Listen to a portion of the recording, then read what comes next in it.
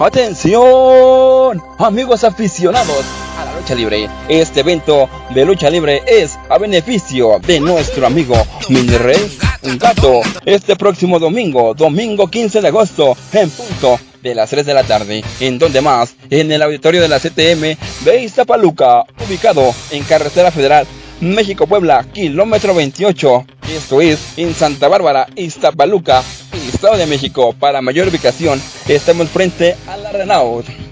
Recuerda también traer tu cubrebocas para este gran evento de lucha libre. No te lo puedes perder. Los participantes a este gran evento de lucha libre: Centauro de la Muerte, Titanic, Bastardo, Apolo Guerrero, Payaso Loco, Gran Tony, Oficialito AK-47, Coco Blanco, Rayito Alcalense, Barrio Negro Junior, Gitana, Gran Curdo, Petronio, Tigre Clown, Dragón Zombie, Hijo de la Parquita, Guerrero Azteca, Inji Max, Hijo del Espectro, Coquito Loco, Pequeño Cadáver, Misterio Celestial, Príncipe Ilusión, Impostor Gore, Mini Brazo de Platino, Mini Silver Cat, Mini Picudo, Mini Demon Roger, Hija de Barrio Negro, Perla Negra, Kabul, Memphis, Gran Toro, Calet, Super Coco, Bestia Metálica, Chrisman, Catboy, Relámpago, Mini Demoledor, Adrenalina Extrema, Atómico, Cazador Infernal, Soria y muchas estrellas más. Recuerda que los boletos ya están a la venta en este carro de sonido.